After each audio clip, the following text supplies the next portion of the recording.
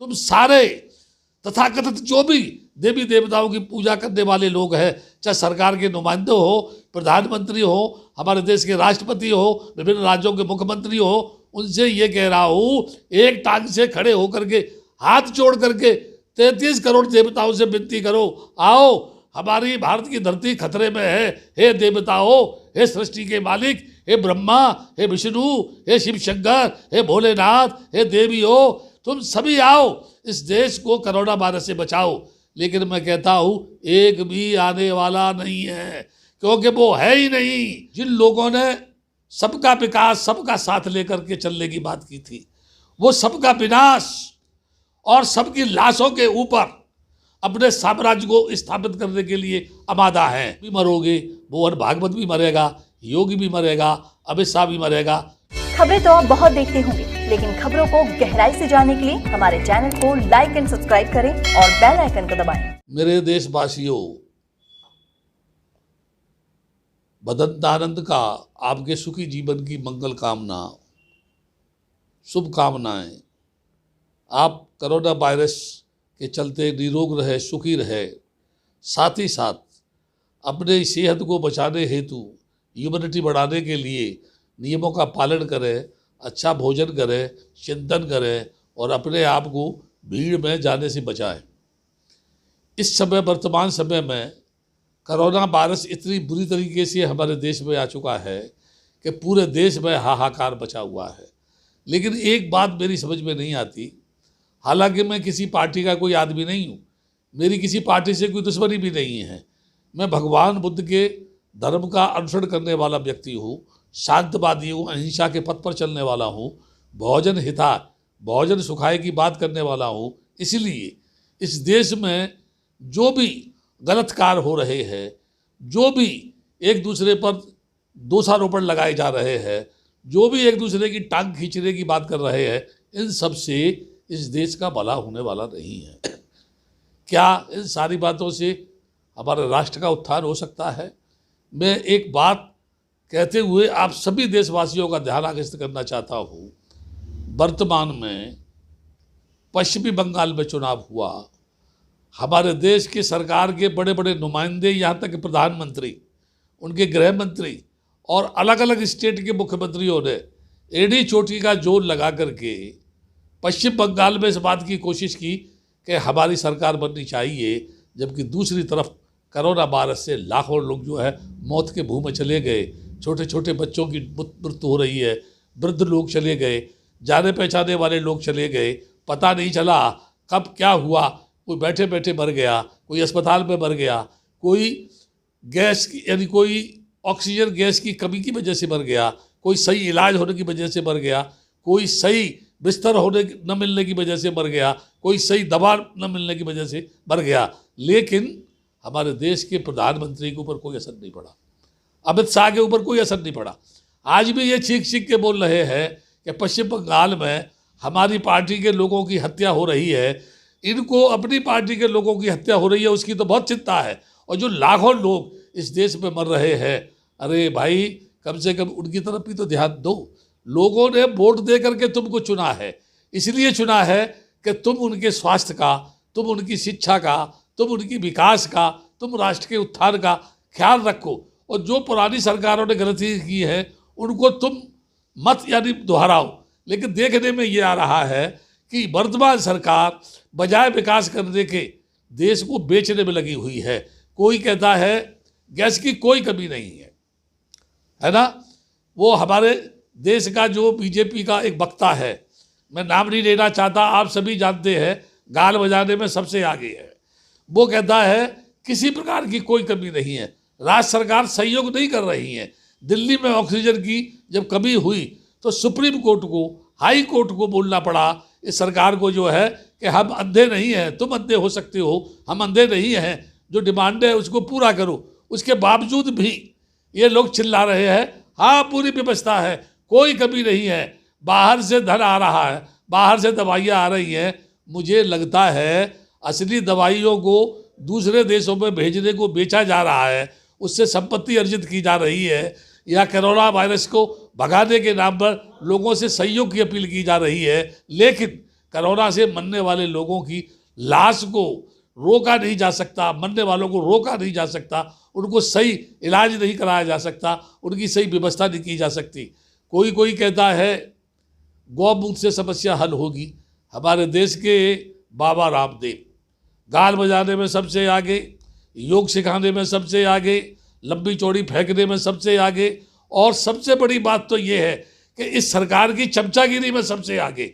और सबसे उससे भी बड़ी बात ये है, यदुवंशी है, उन्होंने पहले इस देश में शासन किया है, उनके बाप दादों ने शासन किया है, लेकिन वो ये बात भूल जाते हैं, लोगों को बताते हैं कपाल भाती करने से ऑक्सीजन गैस बढ़ जाती है। जिनका 70-80 था, मैंने उसके माध्यम से उनका 80 से जो है 90 कर दिया, स्वस्थ कर दिया। मैं पूछना चाहता हूँ, ये झूठों के शहंशाह, ये जो है 4 से भी सरकार के नुमाइंदगी करने वाले महा झूठे, मैं तुझसे एक बात ये पूछना चाहता हूँ, जब तू बीमार होता है तो अस्पताल में क्यों भागता है? योग से उसको ठीक नहीं कर सकता है। तू दवा जो है दूसरों को बेचने की बात करता है, तेरे पास कोई ऐसी दवा नहीं है इस समय पर।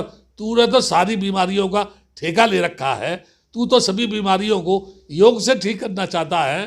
तू तो जो है झूठ बोल करके सरकार की जी हुजूरी करते हुए चमचागिरी से बाज नहीं आ रहा है। मैं तुझे जानना चाहता हूँ, क्या तेरे हृदय में कभी मानवता जागृत नहीं हुई?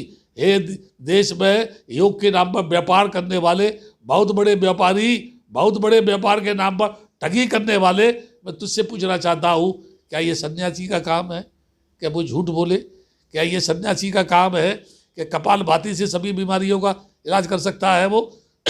तो मैं ये जानना चाहता हूँ, इन अस्पतालों की क्या आवश्यकता है? ये फिजिकली जो डॉक्टर MBBS करते हैं, जो MD करते हैं, जो हार्ट के स्पेशलिस्ट है, जो लंग के स्पेशलिस्ट है, जो लीवर के स्पेशलिस्ट है, जो बून के स्पेशलिस्ट है, जो ब्लड के स्पेशलिस्ट है, जो शुगर के स्पेशलिस्ट है, मैं समझता हूँ तू ही इतना बड़ा योगी है तो क्या ज़रूरत है इन सब की? जो है इनको ख़त्म कर देना चाहिए। और कोई तो ये कह रहा है कि हनुमान चालीसा का अगर पाठ किया जाए तो इससे बीमारी दूर होगी। अरे मैं तो तुमसे ये कह रहा हूँ, तुम सारे तथाकथित जो भी देवी देवताओं की पूजा करने वाले लोग हैं, चाहे सरकार के नुमाइंदे हो, प्रधानमंत्री हो, हमारे देश के राष्ट्रपति हो, विभिन्न राज्यों के मुख्यमंत्री हो, उनसे ये कह रहा हूँ, एक टांग से खड़े होकर के हाथ जोड़ करके 33 करोड़ देवताओं से विनती करो, आओ हमारी भारत की धरती खतरे में है। हे देवताओं, हे सृष्टि के मालिक, हे ब्रह्मा, हे विष्णु, हे शिव शंकर, हे भोलेनाथ, हे देवियों, तुम सभी आओ, इस देश को कोरोना वायरस से बचाओ। लेकिन मैं कहता हूँ एक भी आने वाला नहीं है, क्योंकि वो है ही नहीं। तुमने कल्पना के आधार पर जो भी ग्रंथों की रचना की है, कल्पना के आधार पर जो तुमने ईश्वरवाद, भाग्यवाद, आतंकवाद खड़ा किया है, लोगों के सामने ब्राह्मणत्व को तुमने जो है पेशकार बताया है भगवान का। कुछ आचार्य लोग तो मुझसे बहस करने की बात करते हैं, कुछ लोग मुझसे कहते हैं आपकी भाषा ठीक नहीं है, भाषा में सुधार होना चाहिए। मैं उन लोगों से पूछना चाहता हूँ, ऐसे बेईमान लोगों के लिए कौन सी भाषा इस्तेमाल करूँ? जो झूठ बोलते हैं उनके लिए कौन सी भाषा इस्तेमाल करूं? जो लोग मर रहे हैं, जिनकी उन्हें चिंता नहीं है, उनके लिए कौन सी भाषा का इस्तेमाल करूं? प्रधानमंत्री कभी भी किसी अस्पताल में, कभी भी किसी मरने वाले परिवार के वहाँ जो है, कभी भी वो जो लाशें मिल रही हैं गंगा में, उन्होंने वहाँ जाकर के उन लाशों को नहीं देखा, उनकी आंखों में 2 बूंद आंसू तक नहीं टपके। मैं समझता हूँ कितना निर्मोही दिल का ये प्रधानमंत्री है। मैं सोचता हूँ कितनी कठोर भावना का ये प्रधानमंत्री है, जिसके दिल में दया नहीं है, जिसके मन में मानवता नहीं है, जिसके मन में करुणा नहीं है, जो देश के प्रति सोचता नहीं, जो गरीबों के प्रति सोचता नहीं, जो मरने वालों के प्रति सोचता नहीं, और झूठ पर झूठ, झूठ पर झूठ बोलता हुआ चला जा रहा है। मैं ये कह रहा हूँ, कब तक तुम झूठ बोलोगे? एक सच को छिपाने के लिए तुम कितना झूठ बोलोगे? किसानों ने आंदोलन किया, तुम्हारी आंखों में शर्म नहीं उत्पन्न हुई। लोग मर रहे हैं, तुम्हारे मन में दया नहीं आ रही है। तुमको केवल अपनी पार्टी के साम्राज्य की, अपने मरने वाले कार्यकर्ताओं की बहुत ज़्यादा तुमको चिंता है। और विशेषकर मैं ये जानना चाहता हूँ, RSS का वो सरसंघचालक मोहन भागवत, कौन सा वो राष्ट्रपुरुष है, कौन सा वो राष्ट्रभक्त है?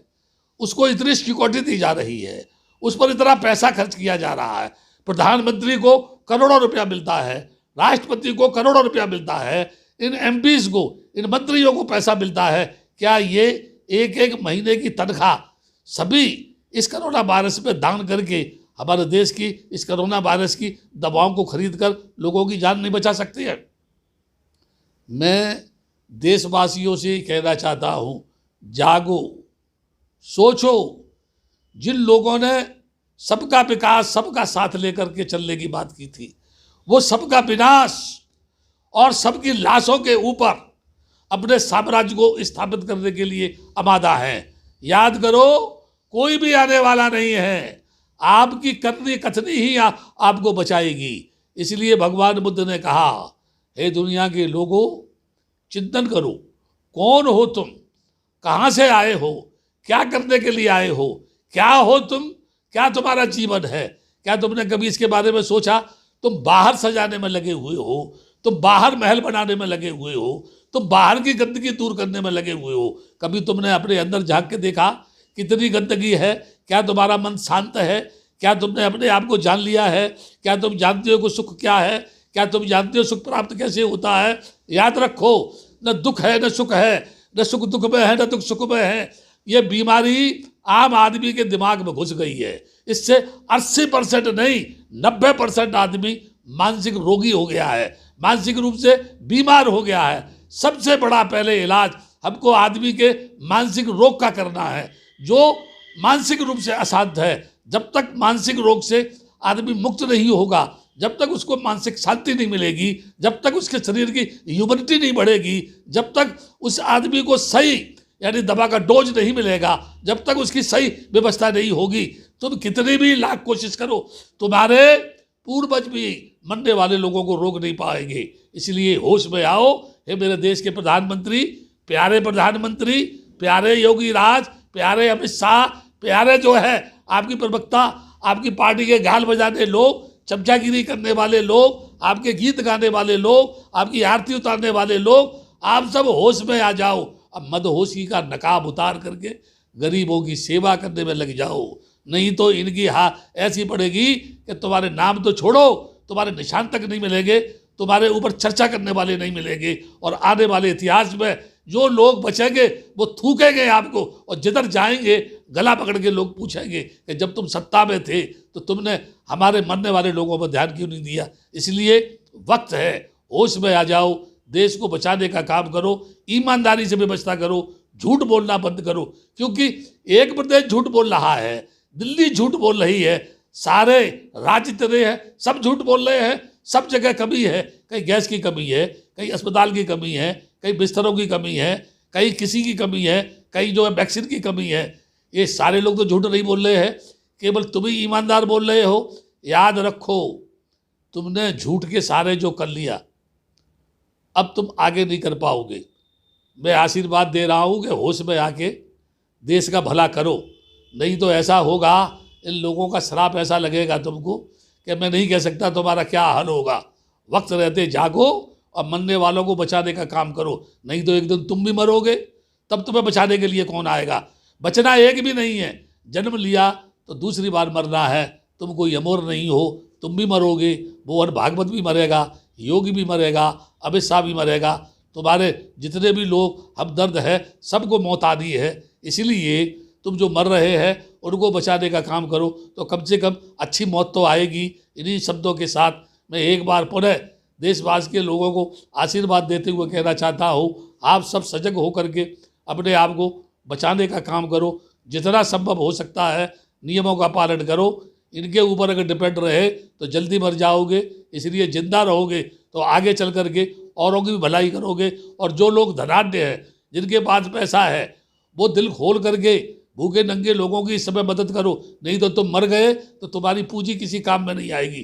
कम से कम इस समय पर शुभ कर्मों में लगाओ तो लोग तुम्हें दुआ देंगे, लोग तुम्हारे लिए भला सोचेंगे, अपने मन से तुम्हें शुभकामनाएं प्रदान करेंगे और तुम्हारे मन को शांति मिलेगी। जागो जागो देशवासियों, जागो और इनका गला पकड़ के पूछो, कब तक झूठ बोलोगे, कब तक खिलवाड़ करोगे, गरीब और भूखे नंगे लोगों की मौत के उन लाशों के ऊपर कब तक तुम तांडव करोगे?